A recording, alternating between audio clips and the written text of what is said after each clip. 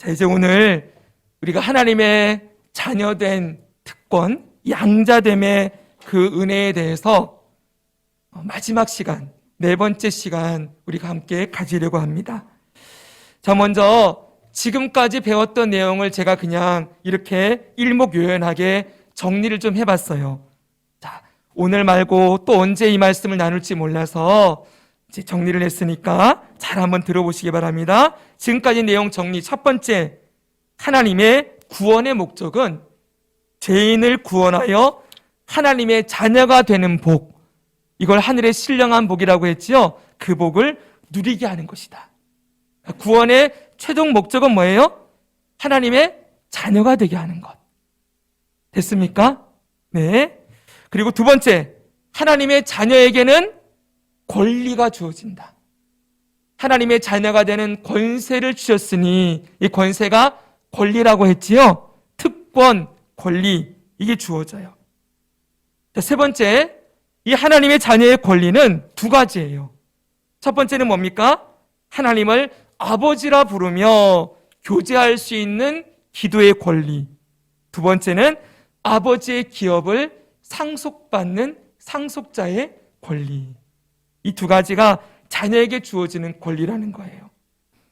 자, 네 번째 봅시다. 네 번째 읽어보겠습니다. 시작. 상속의 권리는 이 세상에서 누리는 권리와 죽음 이후에 누리는 권리가 있다. 이 세상에서도 하나님의 상속자로 살아가는 권리가 있고 죽어서도 상속자로 얻게 되는 권리가 있다는 것이지요. 다섯 번째, 이 세상에서 누리는 권리는 아버지의 소유를 마음껏 사용할 수 있는 권리예요. 아버지와 거래할 필요가 없지요. 하나님의 자녀가 되었으니 언제든 주세요. 또한 우리는 하나님의 완전한 자녀인 의롭게 되었으니, 의인이 되었으니 이제는 아버지와 거래할 필요가 없어요. 뭘 잘해야 아버지가 주시고 못하면 안 주고 내가 이만큼 해야 대가를 얻어낼 수 있고 하지 않으면은 대가를 못 받는 그런 관계가 아니라는 거예요. 우리는 하나님의 사랑받는 자녀, 예수 그리스도의 의의 옷을 입고 있는 완전한 자녀가 되었기 때문에 하나님이 우리를 볼 때마다 언제나 아이고 내 새끼, 아이고 사랑하는 내 아들, 너는 내 마음에 콕 드는구나 라고 말씀하시며 언제든지 우리들에게 필요한 것을 주시는 아버지가 되신 것이지요. 그래서 하나님 앞에 나아갈 때 담대하게 뻔뻔하게 나아갈 수 있다. 이것이 이 땅에서 우리가 누리는 상속자의 권리다라고 말씀을 드렸었어요. 자, 여기까지가 지난주 내용입니다. 그러면 오늘 양자됨의 마지막 시간으로 자, 죽음 이후에 누리는 권리에 대해서 계속 넘겨주십시오. 죽음 이후에 누리는 권리에 대해서 알아보겠습니다. 죽음 이후. 자, 죽음 이후에 누리는 권리는 한마디로 천국을 누리는 권리예요. 자, 오늘 본문을 다시 한번 읽어볼까요? 자, 요한계시록 21장 6절 7절의 말씀을 같이 한번 읽겠습니다. 시작.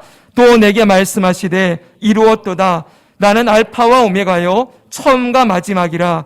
내가 생명수 샘물을 목마른 자에게 값없이 주리니 이기는 자는 이것들을 상속으로 받으리라. 나는 그의 하나님이 되고 그는 내 아들이 되리라. 아멘. 여기 보니까 생명수 샘물을 목마른 자에게 값없이 주신다. 이 생명의 샘물을 영원토록 먹고 살아가는 권리를 누리게 된다는 것이지요. 바로 믿음으로 이 땅을 살아간 모든 그리스도인들, 그들은 이것을 상속으로 받는다. 하나님의 아들, 하나님의 아버지가 되셔서 영원토록 생명의 샘물을 먹으며 영생을 누리는 권리가 죽음 이후에 모든 신자들에게 주어진다고 약속하고 있는 것입니다. 사랑하는 여러분, 우리는 지난번에 하나님의 나라라는 주제로 2번 강의를 들었었어요. 우리 그때 배웠던 내용들 혹시 기억나십니까? 자, 오늘 이 얘기를 또 더 못할 것 같아서 이제 오늘 마지막으로 최종 정리처럼 한 번 더 우리가 죽고 난 이후에 어떤 일이 일어나게 되는지를 우리 성경 말씀을 통해 좀 함께 나누려고 해요. 말씀을 좀 여러 곳을 읽어야 되니까 집중해서 이 말씀 한번 배워보면 좋겠습니다. 우리 이 세상 떠나면 어디로 갑니까? 네, 아버지의 집으로 가게 됩니다. 어디로 간다고요? 아버지의 집. 예수님께서 분명히 이렇게 얘기하셨어요. 요한복음 14장 보십시오. 너희는 마음에 근심하지 말라. 하나님을 믿으니 또 나를 믿으라. 내 아버지의 집에 거할 곳이 많도다. 누구의 집이요? 아버지의 집. 그렇지 않으면 너희에게 일렀으리라. 내가 너희를 위하여 거처를 예비하러 가노니 가서 너희를 위하여 거처를 예비하면 내가 다시 와서 너희를 내게로 영접하여 나 있는 곳에 너희도 있게 하리라. 우리가 죽어서 가는 곳은 아버지가 계신 아버지의 집이고 거기에 예수님께서 우리가 거할 거처도 마련해 놓으셨다고 약속하고 있어요. 여러분, 바로 이곳이 어디입니까? 천국입니다. 따라합시다. 천국. 다른 말로 낙원이라고도 합니다. 낙원. 그리고 아브라함의 품, 이렇게도 얘기하지요. 여러 표현이 나오고 셋째 하늘이라고도 표현합니다. 즉, 우리는 죽으면 우리의 육체는 일시적으로 저 땅에 묻혀져서 흙으로 돌아가고 우리의 영혼은 아버지의 집, 예수님이 계시는 곳, 그리고 곧 낙원으로 가서 아버지 하나님과 예수님과 함께 머물러 있게 되는 거예요. 여러분, 이곳이 어딘지, 어떤 곳인지, 아버지의 집, 낙원이 어떤 곳인지는 요한계시록에 잘 묘사를 해주고 있지요. 자, 요한계시록에 어떻게 나옵니까? 계시록 4장을 보십시오. 4장 보니까 이렇게 말씀하고 있어요. 내가 곧 성령에 감동되었더니 보라, 하늘에 보좌를 베풀었고 그 보좌 위에 앉으신 이가 있는데 앉으신 이의 모양이 벽옥과 홍보석 같고 또 무지개가 있어 보좌에 둘렸는데 그 모양이 녹보석 같더라. 하늘에 뭐가 있어요?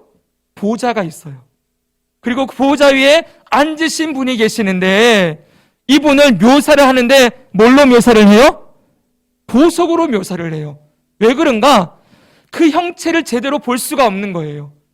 그 모습이 너무 영광스러워서 묘사할 수 있는 건 그 영광에서 나오는 빛들, 이 빛들이 마치 녹보석, 백옥 이런 보석들의 빛난 것 같다, 이렇게 묘사할 수밖에 없는 보좌에 앉으신 분 누구시겠습니까? 성부 하나님. 성부 하나님이 보좌에 앉아 계시는 거예요. 그리고 그 다음에 뭐라고 합니까? 또 보좌에 둘려 24보좌들이 있고 24개의 의자가 있어요. 그 보좌들 위에 24장로들이 흰옷을 입고 머리에 금관을 쓰고 앉았더라. 24장로들이 있습니다. 그 다음에는 보좌로부터 번개와 음성과 우레소리가 나고 보좌 앞에 켠등불 7이 있으니 이는 하나님의 7 영이라. 하나님의 7 영도 있지요. 그리고 6절에 보니까 보좌 앞에 수정과 같은 유리바다가 있고 보좌 가운데와 보좌 주위에 4 생물이 있는데 앞뒤에 눈들이 가득하더라. 여러분, 이건 물론 상징적인 묘사이긴 하지만 분명한 건 하늘에 보좌가 있어요. 그 위에 앉아 계신 분이 있죠. 성부 하나님이 계시고 그 주위로 24장로들 7 영, 4 생물이 있다 말씀하고 있어요. 정리됐습니까? 그리고 그 다음에 이것만 있는 게 아니지요. 요한계시록 5장 6절 같이 한번 읽겠습니다. 시작. 내가 또 보니 보좌와 4 생물과 장로들 사이에 한 어린 양이 서 있는데 일찍이 죽임을 당한 것 같더라. 아멘. 누가 계세요? 어린 양 예수 그리스도가 보좌와 그 24장로 4 생물 가운데 서 계신다 라고 말씀하고 있지요. 자, 그리고 계시록 7장 9절 보면은 이렇게 되어 있습니다. 이 말씀도 우리 같이 읽겠습니다. 시작. 이일 후에 내가 보니 각 나라와 족속과 백성과 방언에서 아무도 능히 셀 수 없는 큰 무리가 나와 흰옷을 입고 손에 종려가지를 들고 보좌 앞과 어린 양 앞에 서서 큰 소리로 외쳐 이르되 구원하심이 보좌에 앉으신 우리 하나님과 어린 양에게 있도다 하니. 아멘. 여기 그 보좌 앞에 누가 있어요? 각 나라, 족속, 백성, 방언, 전 세계 열방을 얘기하는 거예요. 전 세계 열방 가운데에서 구원받은 흰 옷을 입은 백성들이 그 보좌 앞에 서서 하나님과 어린 양께 찬송을 드리고 있다. 이들이 누굴까요? 바로 지금 천국가에 있는 성도들인 것이죠. 여러분, 요한계시록 요다음 지금 10절까지 읽었는데 13절부터 보시면 이렇게 되어 있습니다. 장로 중 하나가 응답하여 나에게 이르되 이 흰옷 입은 자들이 누구며 또 어디서 왔느냐? 이들이 누구냐라고 물어요. 그랬더니 이 요한이, 사도 요한이 당신이 아시나이까? 아시나이다. 이렇게 대답하니까 보십시오. 그가 나에게 이르되 이는 큰 환란에서 나오는 자들인데 어린 양의 피에 그 옷을 씻어 희게 하였느니라. 이 흰옷 입은 주의 백성들은 어린 양의 피에 그 옷을 씻어서 희게 된 자들, 누굽니까? 예수님의 십자가 보혈로 깨끗하게 되고 의의 옷을 입은 칭의를 받은 하나님의 자녀들이라고 분명히 말씀하고 있지요. 그러면서 15절 같이 한번 읽겠습니다. 그러므로 시작. 그러므로 그들이 하나님의 보좌 앞에 있고 어디 있어요? 하나님의 보좌 앞에 있대요, 그들이요. 그리고 그의 성전에서 밤낮 하나님을 섬김에 보좌에 앉으신 이가 그들 위에 뭘 쳐요? 장막을 쳐준대요. 장막을 쳐줘요. 그리고 16, 17 시작. 그들이 다시는 줄이지도 아니하며 목마르지도 아니하고 해나 아무 뜨거운 기운에 상하지도 아니하리니 이는 보좌 가운데 계신 어린 양이 그들의 목자가 되사 생명수 샘으로 인도하시고 하나님께서 그들의 눈에서 모든 눈물을 씻어주실 것임이라. 아멘. 여러분, 우리가 아까 읽었던 요한계시록 21장 6절 7절에 내가 목마른 자에게 값없이 생명수를 주리니 이기는 자는 이것을 상속으로 받으리라고 했지요. 여기도 지금 그걸 누가 누리고 있는 거예요? 흰옷 입은 백성들이 그 어린 양의 목자 되심을 통하여 생명수 샘으로 인도함 받는 그 은혜를 누리고 있다 말씀하고 있어요. 사랑하는 여러분, 바로 여기가 우리가 죽어서 가게 될 천국이에요. 낙원, 하나님의 나라, 셋째 하늘이라고 말하는 바로 그곳인 것이지요. 우리가 잊지 말아야 될 것이, 여러분 주목해 주세요. 하나님의 나라는 이 땅에서도 이루어졌고 앞으로도 이루어질 것이다. 이런 내용을 지난번 강의 때 말씀을 드렸어요.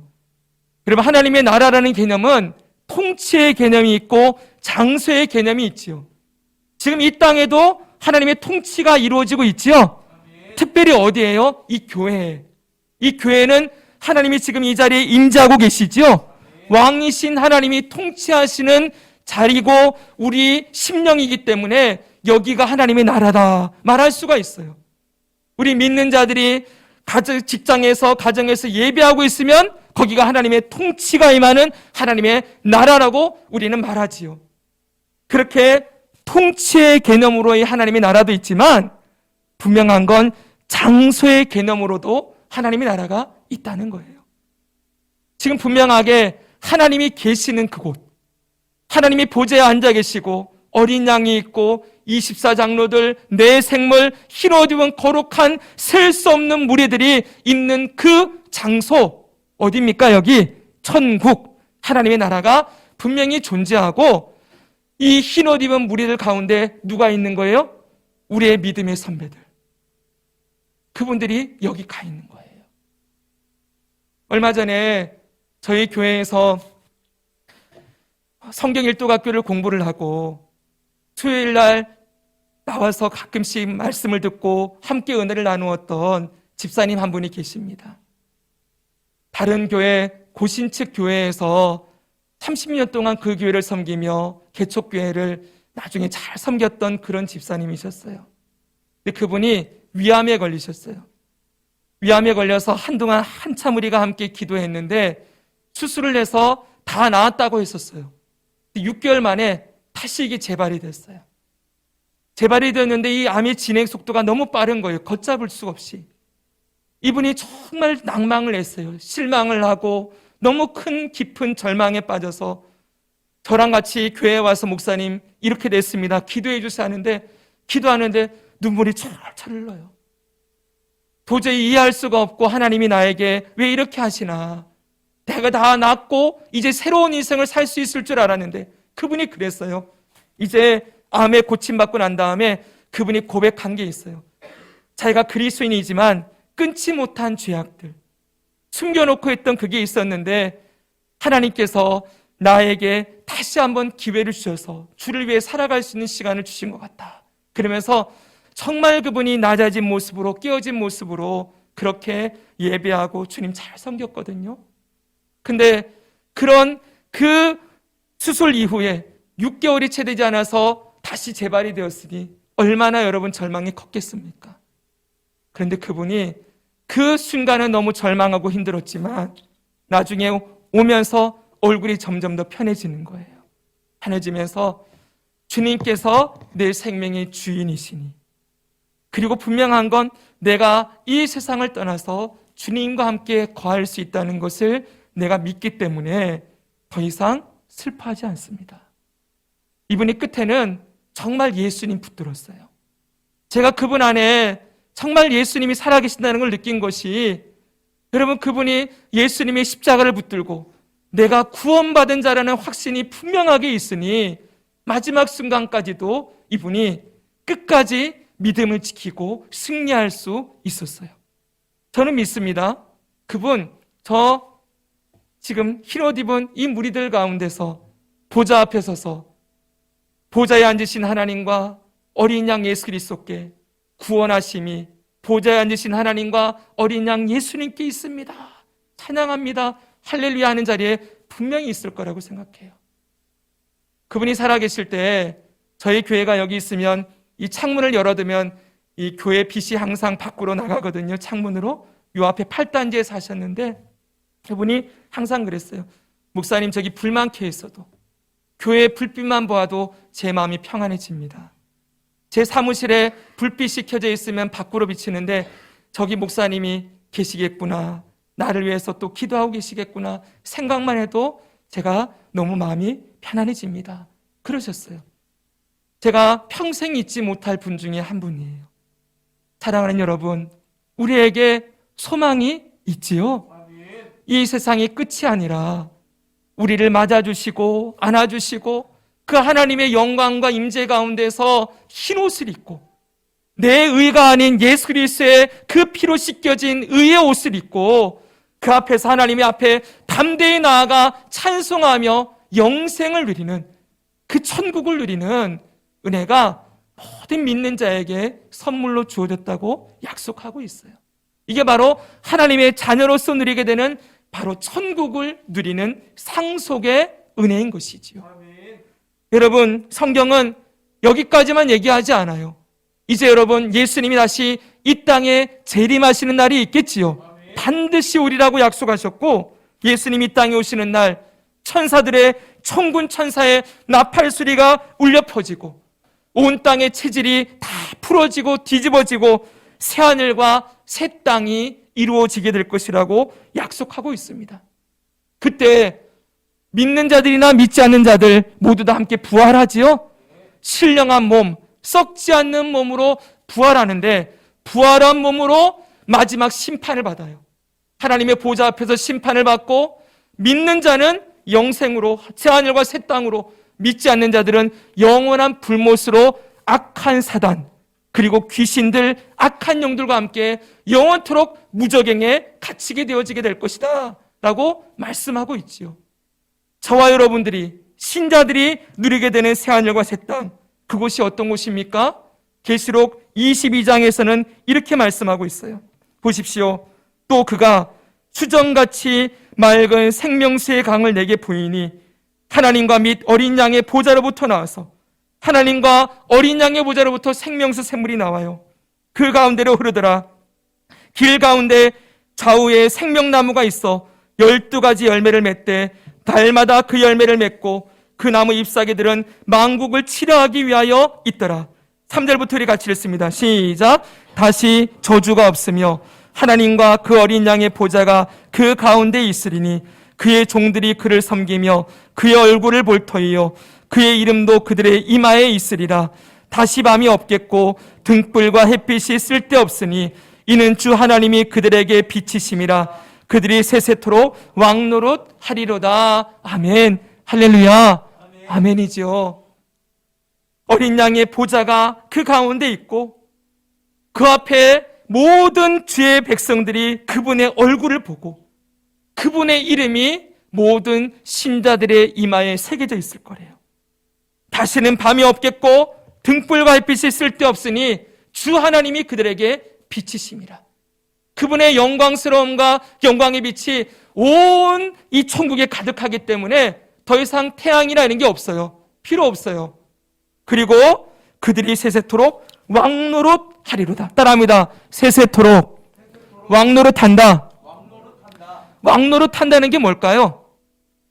이게 뭐냐 하면 왕처럼 지극히 존귀하고 영화로운 삶을 살게 된다, 이 말이에요. 왕과 같은 영화롭고 존귀한 아름다운 삶, 왕의 자녀로, 하나님의 자녀로 하나님을 아빠 아버지라 부르며 그분의 얼굴을 직접 볼 수 있는 그 영광을 누리면서 영화롭게 왕과 같이 존귀한 모습으로 영원토록 살게 될 것이다. 이것이 바로 하나님의 자녀들에게 주어지는 특권이라고 말씀하고 있습니다. 그래서 야고보서에서는 이런 말씀이 있어요. 야고보서 2장 5절 보면 내 사랑하는 형제들아 들을지어다. 하나님이 세상에서 가난한 자를 택하사 믿음에 부요하게 하시고 또 자기를 사랑하는 자들에게 약속하신 나라를 상속으로 받게 하지 아니하였느냐. 가난한 자, 죄와 사망으로 죽어야 되는 그들을 믿음에 부요하게 하시고 믿음으로 생명을 주시고 자기를 사랑하는 자들에게 하나님의 나라를 상속으로 반드시 주신다. 이것이 바로 성경의 약속입니다. 사랑하는 여러분, 우리는 하나님의 나라를 상속으로 받을 자들입니다. 하나님의 나라에 들어가 그 하나님의 소유를 죽음 이후에도 영원토록 누리며 살아갈 수 있는 권리가 저와 여러분에게 주어졌다고 성경은 약속하고 보장하고 있습니다. 그래서 제가 읽었던 책 제목 가운데 이런 책 제목이 있어요. 최고의 날은 아직 오지 않았다. 여러분, 제목이 멋있지요? 최고의 날은 아직 오지 않았다. 언제가 최고의 날이겠습니까? 우리 주님 앞에 서게 될 때. 아까 전에 흰옷 입은 자들이 서서 그 하나님의 영광을 누리는 그날 우리들에게도 오겠지요? 잊지 마십시오. 그날이 우리를 기다리고 있어요. 하나님의 나라를 영원토록 누리게 되는, 상속받게 되는 그 날이 반드시 있게 되는 것입니다. 우리는 이 날을 기다리며 믿음으로 끝까지 싸우는 자들입니다.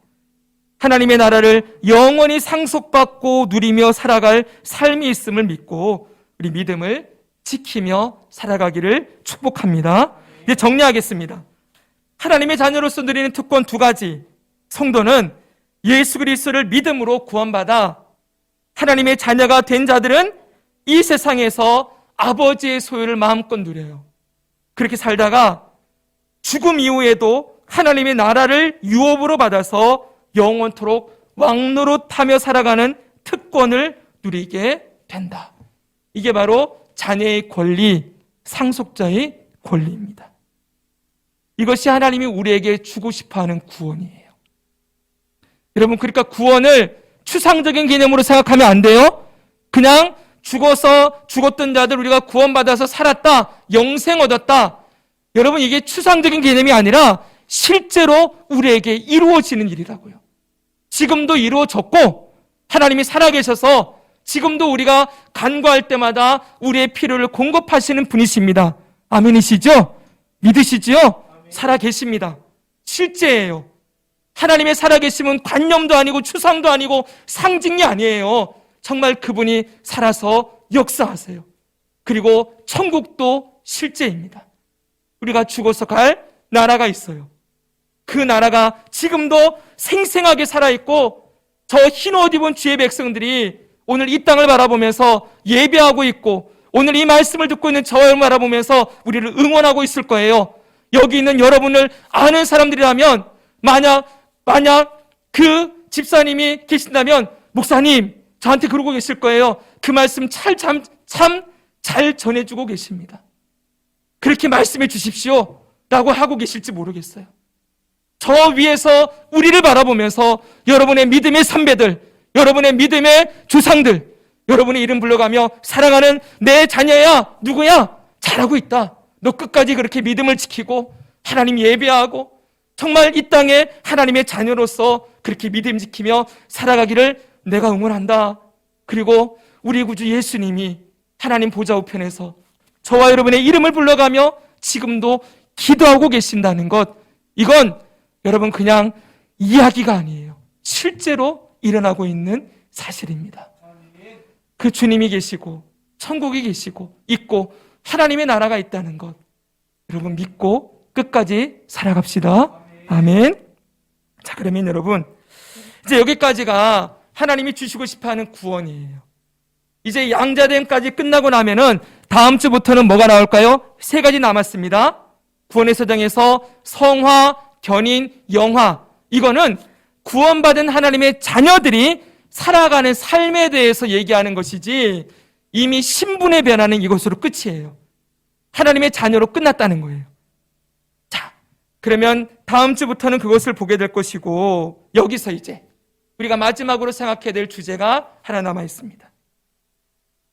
하나님의 자녀가 되었다는 건 지금까지 특권이 있다는 걸 배웠죠? 권리가 있습니다. 그런데 여러분, 권리에는 항상 뭐가 뒤따라옵니까? 바로 그래요. 감사합니다. 책임과 의무가 따라온다는 걸 잊으면 안 돼요. 하나님의 자녀로서의 책임과 의무가 있다는 것이지요. 권리는 누리고만 끝나는 게 아니라 권리가 주어진 만큼 뭐도 있어요?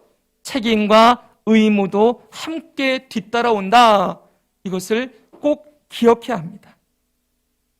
여러분, 하나님의 자녀로서의 책임과 의무가 뭘까요? 2가지가 있을 거예요.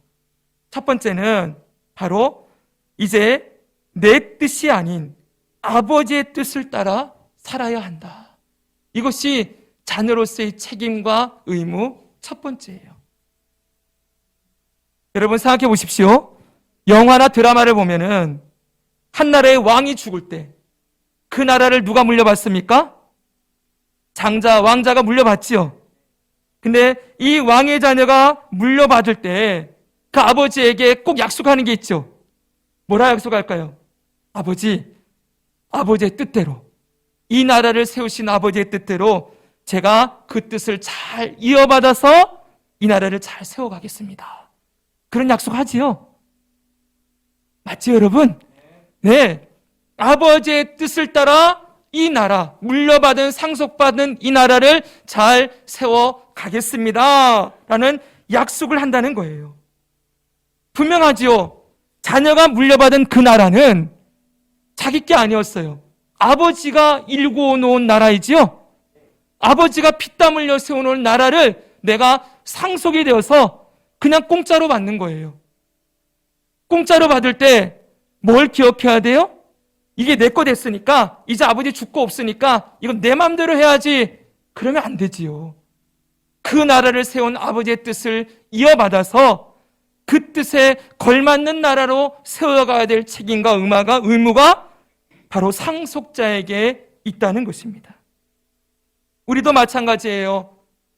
하나님의 상속자로, 자녀로 우리가 살아갈 때 잊지 말아야 될 것은 내가 누리고 있는 이 생명, 내가 누리고 있는 이 구원, 하나님의 자녀로서 누리게 되는 이 권리가 그냥 내가 당연하게 누리는 권리가 아니라 아버지가 나에게 선물로, 값없이, 은혜로 주어진 것이라는 걸 잊지 않아야 하는 것이죠.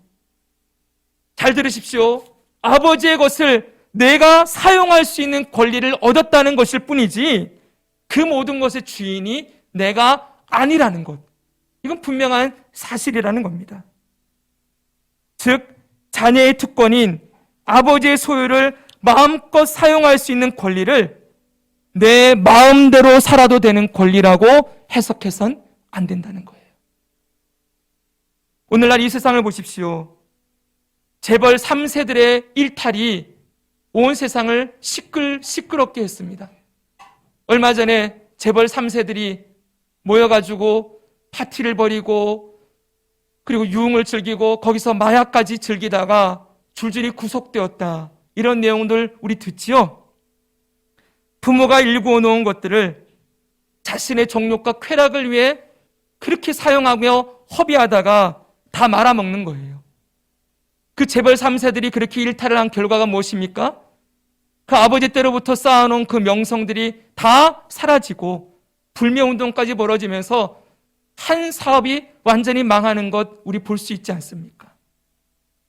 사랑하는 여러분, 우리에게 주어진 이 모든 것들은 내 것이 아니라 아버지의 것이에요. 하나님 아버지께서 주신 세상에 우리는 살고 있어요. 잊지 말아야 돼요. 우리는 열심히 돈을 벌어서 월급을 받거나 사업을 해서 돈을 벌면 이건 내 돈이야 그럴지 모르지만 천만에요, 여러분. 이 세상이 누구의 것입니까? 이 모든 세상의 자원을 누가 주셨습니까? 하나님 주셨지요. 저는 좀 이게 나쁜 표현일지 모르지만 소장농이라는 표현이 있었어요. 주인이 분명히 있고 그 주인의 밭이나 논을 빌려다가 일을 하고 내 몫을 조금 가져갈 수 있는 그런 사람들이 소장농이죠. 사실 따지고 보면 우리가 하나님이 만드신 세상 가운데 그 땅을 빌려 쓰고 있는 소장농들 아닙니까? 우리가 원래 그런 존재였는데 하나님이 우리를 자녀로 삼아주셨어요. 그리고 이거 내 거다, 네 거다라고 주신 거예요. 그래도 잊지 말아야 돼요. 내 거니까 내 돈이다. 내가 힘써서 애써서 내가 버는 거다. 이렇게 말해서는 안 돼요. 성도들은 모두 다 여러분 우리가 지금 누리고 있는 것, 우리의 가정, 우리의 생명, 우리의 소유, 우리의 재능, 시간, 달란트 모든 것이 아버지로부터 받은 것이라는 것 잊지 말아야지요. 그걸 인정하는 사람들이 바로 그리스도인인 거예요. 성도와 세상 사람들의 차이가 어디서 나옵니까? 바로 여기서 나와요. 세상 사람들은 전부 지 거라 그래요. 시간도 내 거, 내 몸도 내 거, 여러분 자식도 내 거, 자기 전부 다 자기 거니까 자기 마음대로 해도 된다고 생각하지요. 그러나 성도는 어느 것 하나 내 거라고 말할 수 없지요. 생명도, 내 몸도, 내 시간, 물질, 내 자녀까지도 주님의 것입니다. 고백하는 자들이 성도들 아닙니까? 이미 이것부터 차이가 있으니 삶의 방식들이 다 차이 날 수밖에 없지요. 사랑하는 여러분, 여러분은 하나님의 주인 되심을 인정하십니까? 하나님이 나의 아버지가 되시고 내가 누리는 모든 것이 아버지의 것인데 나에게 선물로 은혜로 주셨다는 걸 인정하십니까? 그렇다면 여러분 이제 그걸 여러분 마음대로 써서는 안 되는 거예요. 마음껏 누릴 수 있는 권리가 있지만 그 모든 것을 아버지의 뜻대로 사용해야 한다. 여러분 브레이크가 있어야 된다는 거예요.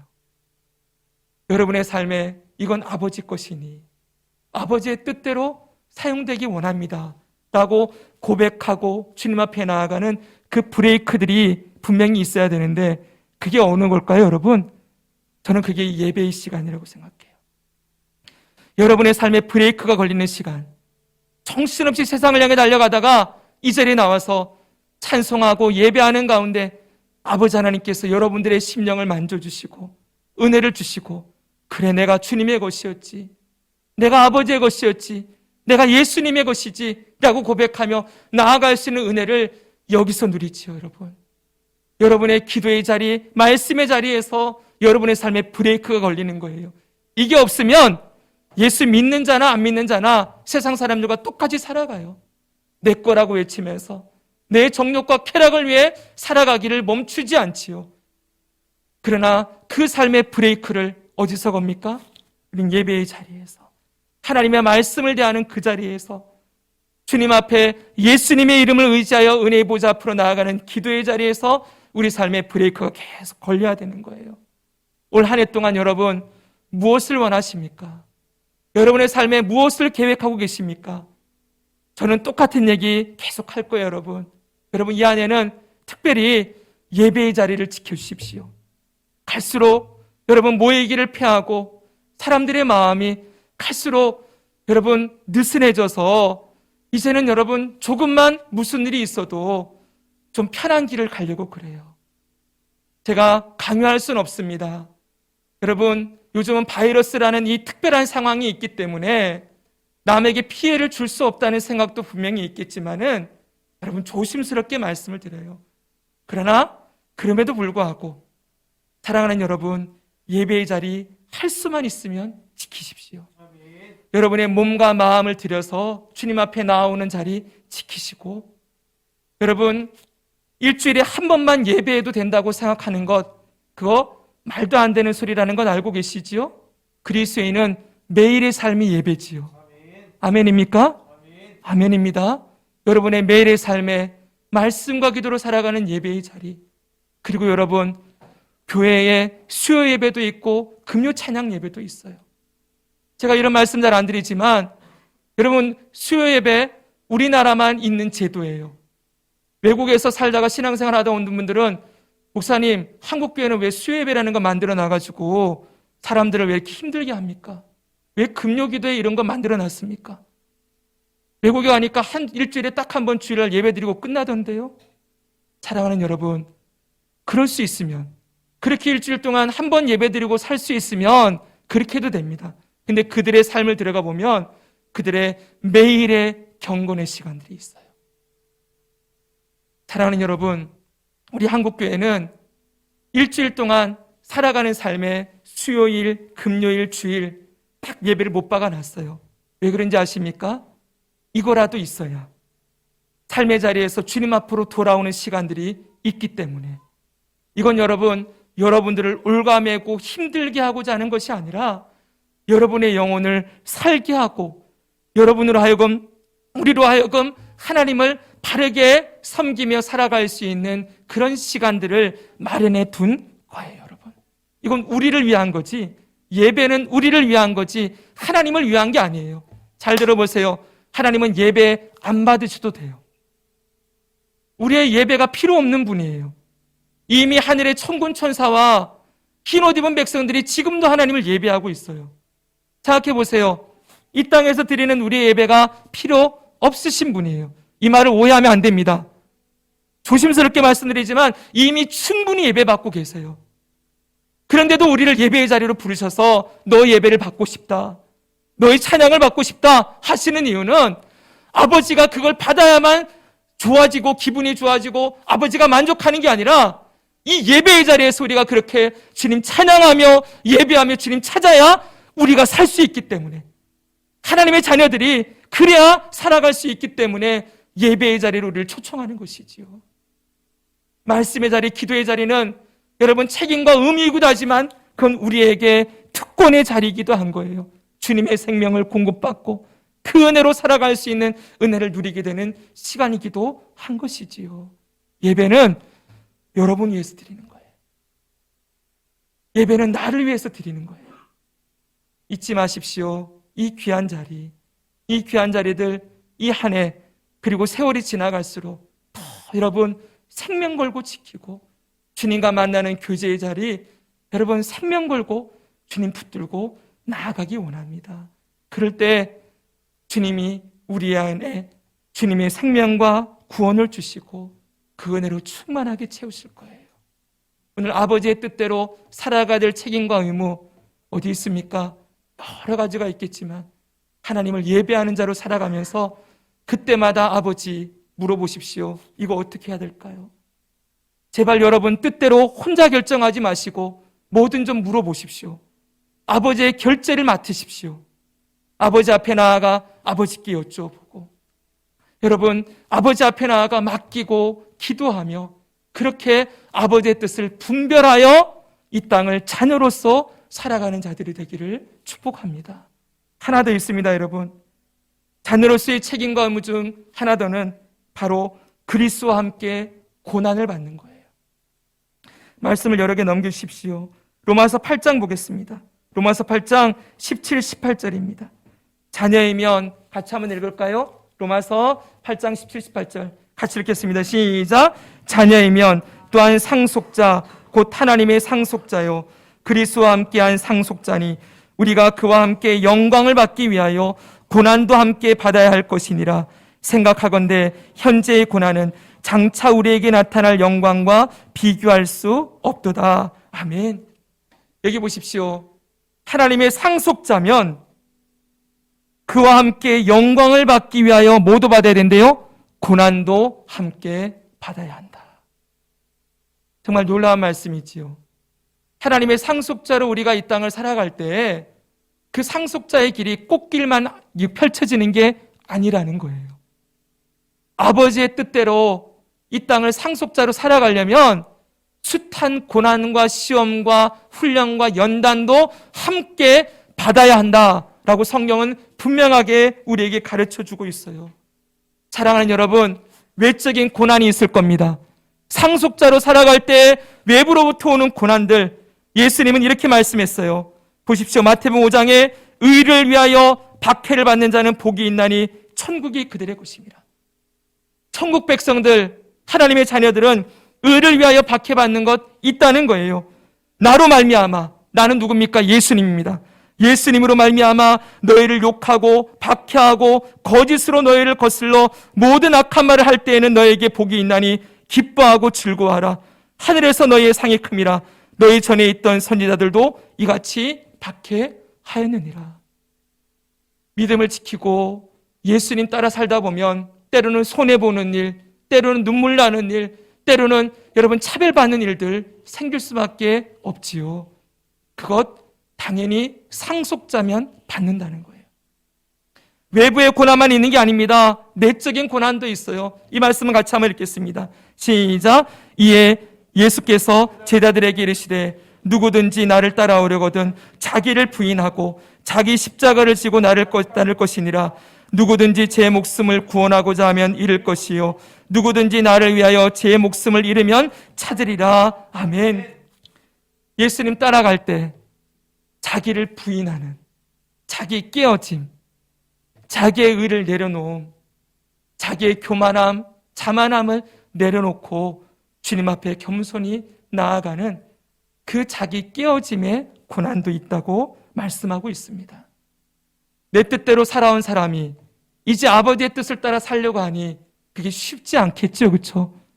여러분들이 익숙했던 습관도 내려놔야 되고 여러분의 육신의 정욕이 원하는 것도 내려놔야 되고 아버지의 뜻에 맞게 내 시간과 삶과 내 모든 생활을 여러분 맞춰서 살아가는 것, 이게 여러분 쉬운 일이 아니기에 자기를 부인하는, 자기를 깨트리는 이 고난, 이 훈련, 상속자로서 반드시 이것도 받아야 된다는 거예요.